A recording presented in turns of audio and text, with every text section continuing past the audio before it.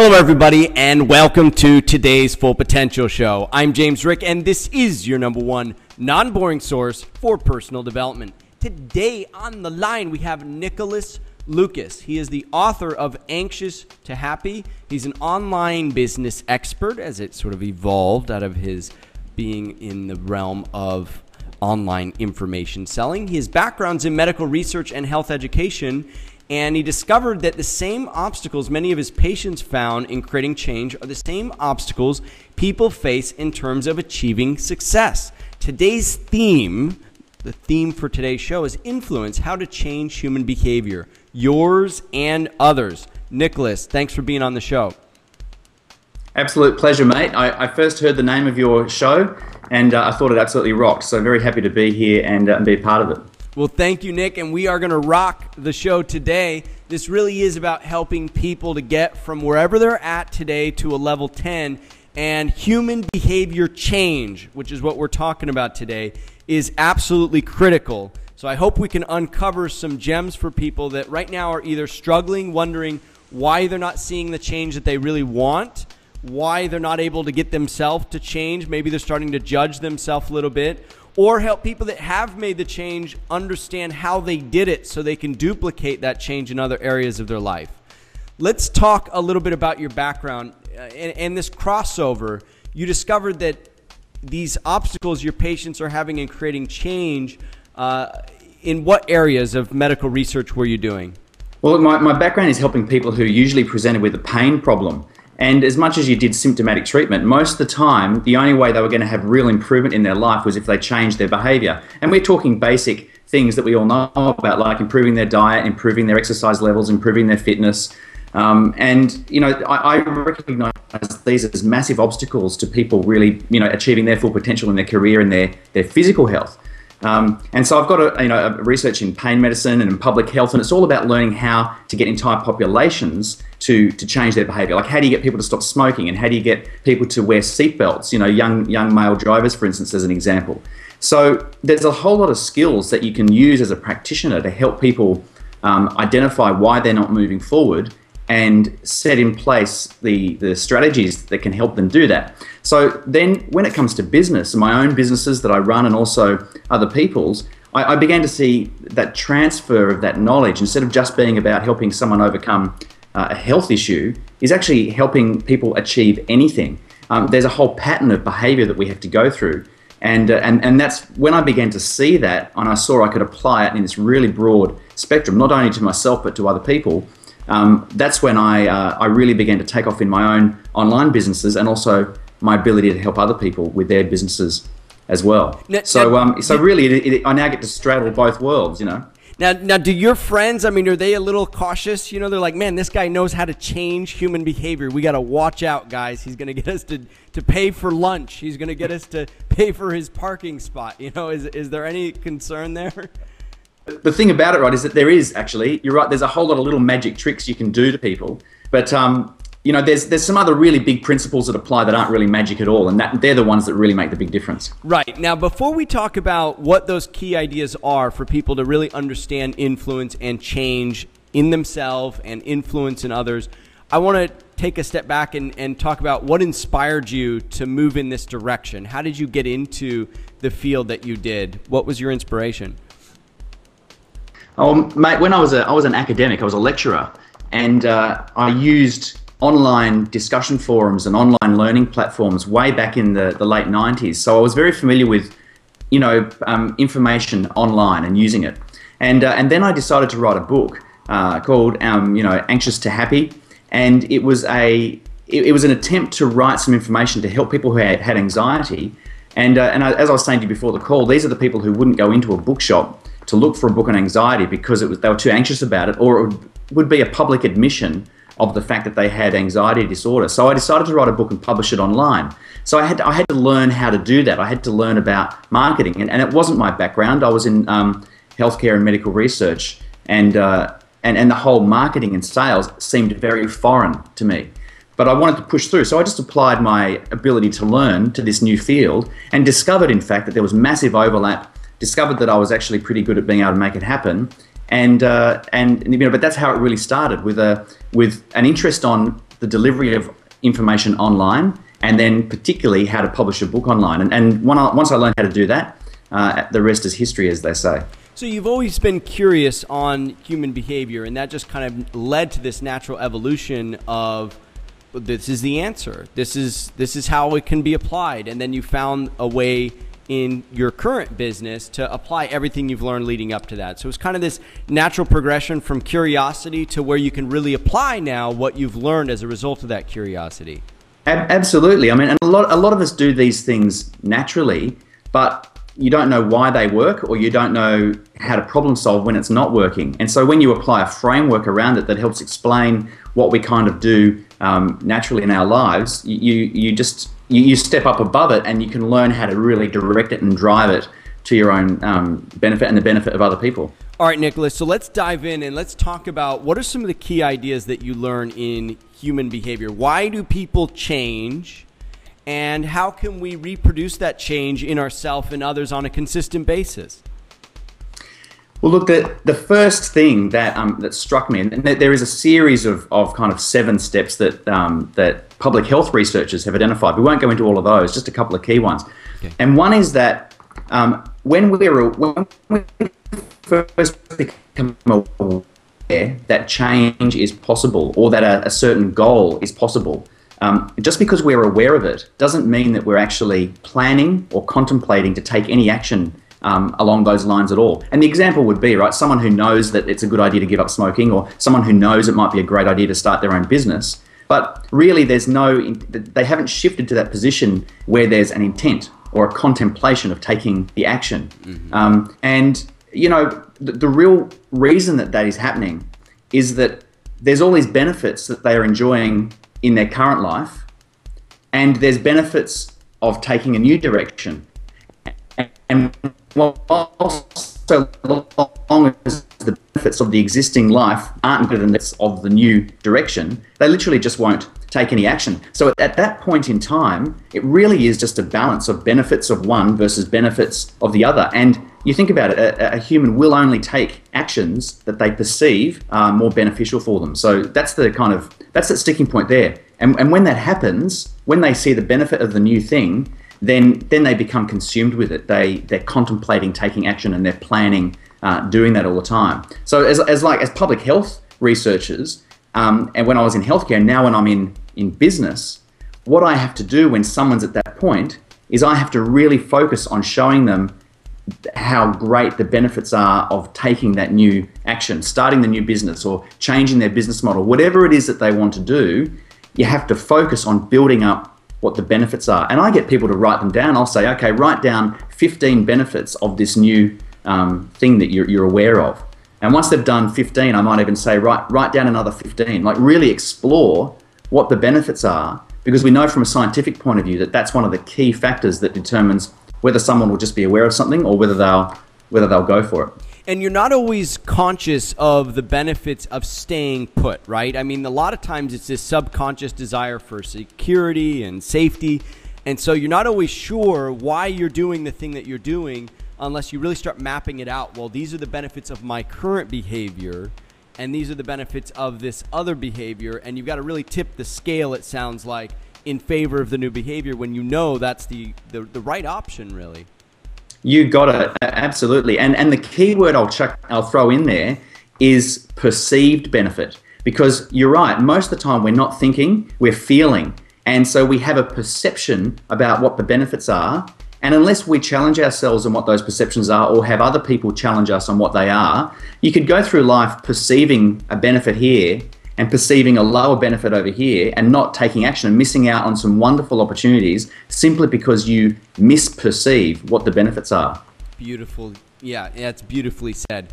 All right, so the next step after awareness is what now? And it's got to be something about taking action, right? Well, yeah, there's this step here that's called contemplation. You know, people are contemplating taking action. They've moved out of that other step, and now we enter a different battle of our own wits. What's actually happening at this step before we take action is now a risk-benefit kind of analysis we do. So this time it's like, okay, if I take this action, these are the benefits. But if I take this action, gosh, what are the risks of taking What can happen? What's it going to cost me to take this action? So now people sit at this risk-benefit analysis, and again, they're just not going to progress forward with the action if the benefits are lower than the risks. Even if the benefits were kind of even or a little bit more, people will still have resistance to taking that action. It's only when they, again, the word perceive, when they perceive the benefit to be now greater than the risks of taking that action, then it's just a natural flow. You just go for it. But, you know, again, it's that perception thing. If you perceive the risks of taking the action or the costs to be greater than what the benefits are, you won't take action. And again, so that's the thing. We don't even think about it. We just have a feeling. Like people are scared of taking some action. And you say, why are you scared? And they go, well, I don't know. I'm scared. Mm-hmm. Well, quantify it for me.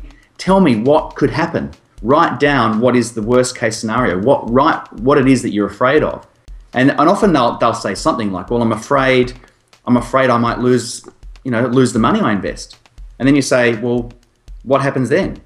Why is that bad? Mm-hmm. And then they think and they go, well, you know, because you can always make up for something. My kind of point of view has always been, I'd rather do something than risk missing out, you know. But again, everyone has this internal battle. So that's the key thing. Mm. And so when you're helping people understand why they're not moving forward, again, write down on a bit of paper, what do you really think the risks are? What do you really think the costs are? And again, really ram home those benefits. What are they? Not just to you, what are the benefits to your family and the community and society of you taking this action? Yeah, and this is some deep stuff that you're talking about too here, which is, you know, this is the root of fear. You're really just in a state of contemplation and you're focused on the worst case scenario, and therefore that is creating the fear feeling that causes you not to take action. So when you're contemplating taking action, you've got two scales you're measuring. One, worst case scenario, consequences, best case scenario, positives.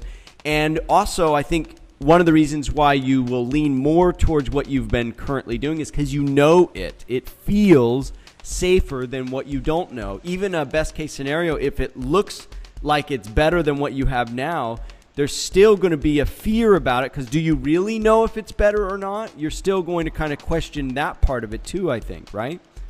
Absolutely. And I think, you know, if people are comfortable in their life, like there might be things that they're uncomfortable with, but overall they're comfortable, I think that's why they don't, you know, reach out to actually do what they want to do, because they're actually having it not too bad. So they don't want to risk comfort for euphoria, if you know what I mean. Yes.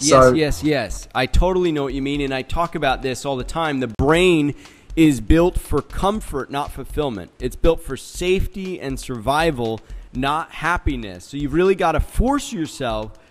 It's like you've got to convince your brain to let go of survival and focus on, you know, euphoria, focus on that higher level of being. You will not reach for a level 10 if you're comfortable at a level 5. And that, I think, is really the epitome of what it means to be human and be average versus be human and reach down and live the best version of yourself. So let's talk about step number 3 then. You've contemplated. I really agree, yeah. You're contemplating, and now you're ready to move into the next phase. And what is step number 3 then, Nic? Well, then, you know, we like to think that there's a bit of planning that happens before taking action. And the reason I say that is any two people can turn up to a marathon and begin the race. So that's the analogy for taking action. But the person who's done a bit of planning and preparation is more likely to finish the race. But I mean, that's that transition in between deciding you're going to take the action and taking the action. The key thing that you'll know, you know, is so important, of course, is persistence.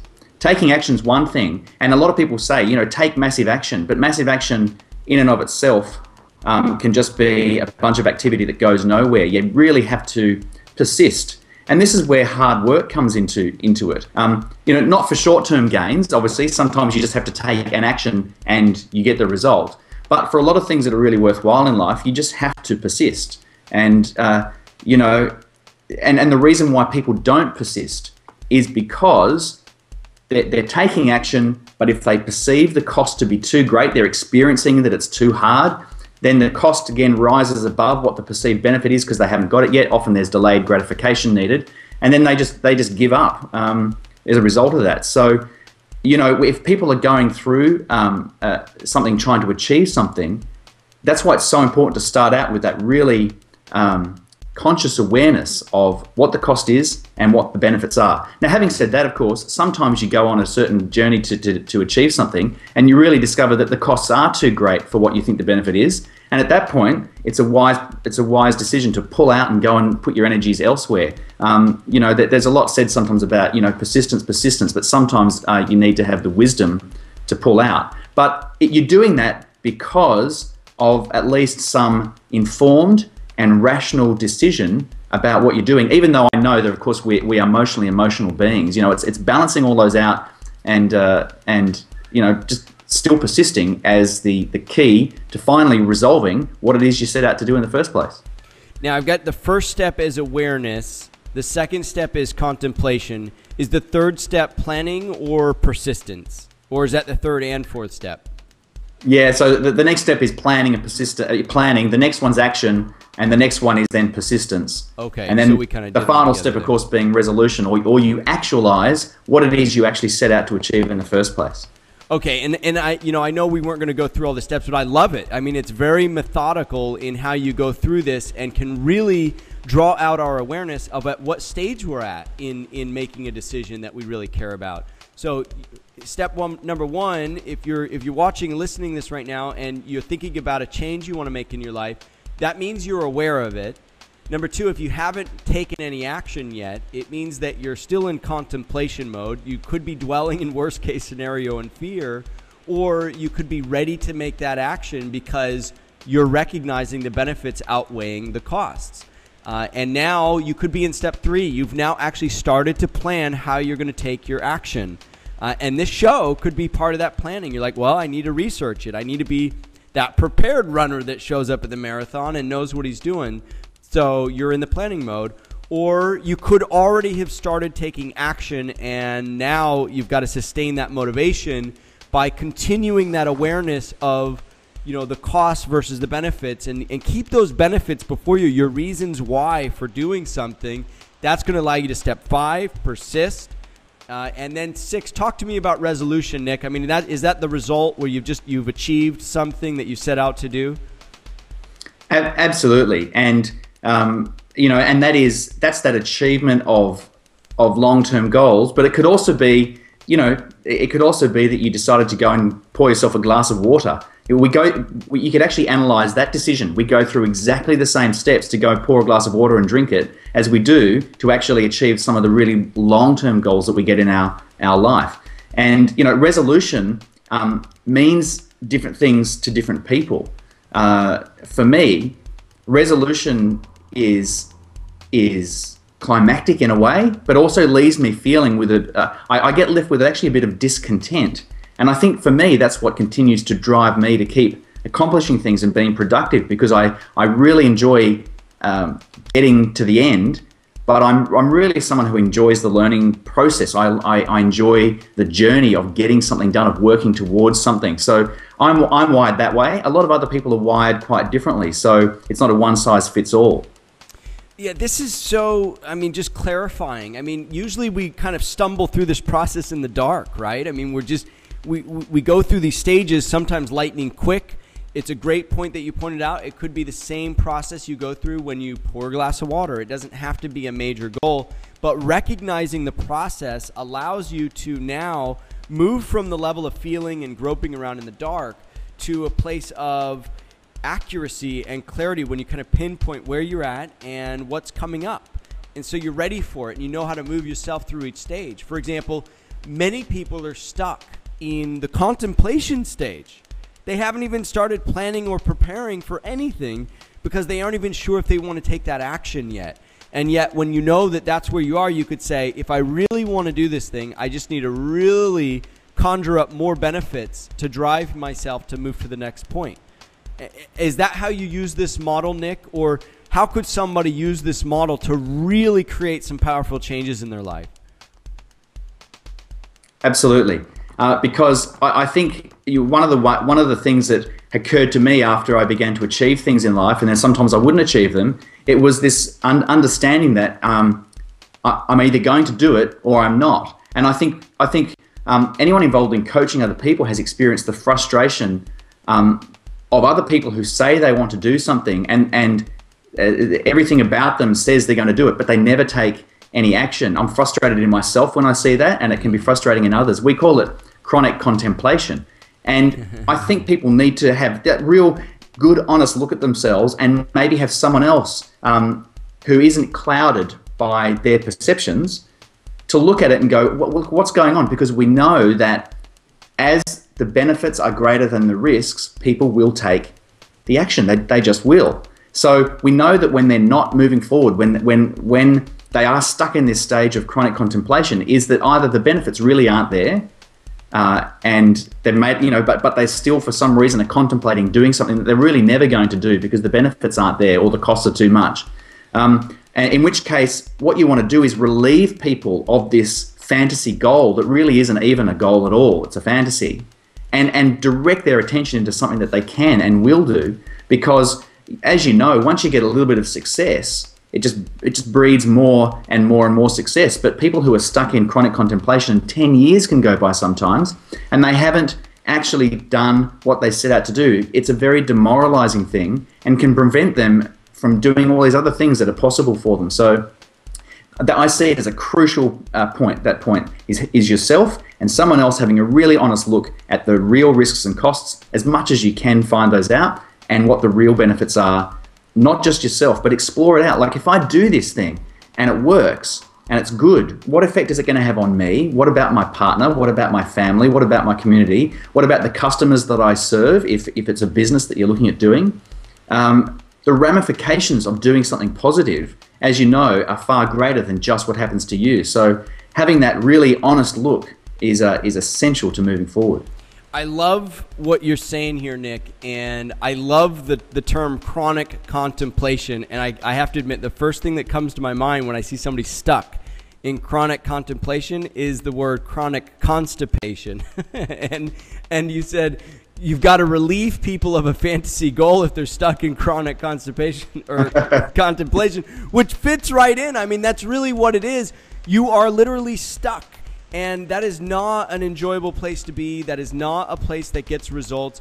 And you're saying the way to get out of that chronic constipation, if you will, is to take a good look at yourself and have others take a good look at you and come up with, is this for real? Are you really going to do this thing or not? What are the risks? What are the benefits? Get clear once and for all and do it. Because like you said, you're either going to do it or you're not. Better to be honest with yourself than get stuck in chronic contemplation.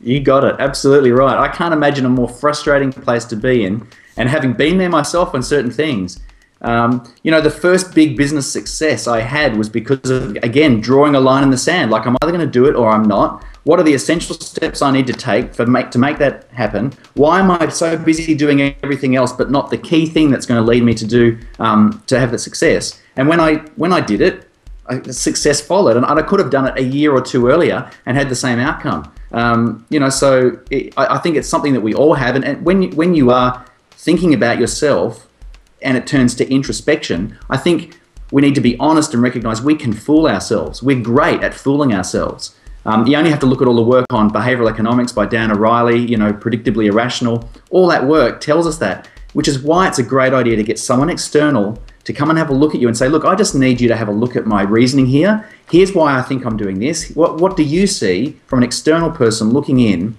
at what am I missing here? What am I, and you'll have people go, oh, well, look, dude, bang, bang, bang, or whatever it is. And it's just a wonderful experience to have someone else open up that part of the plan.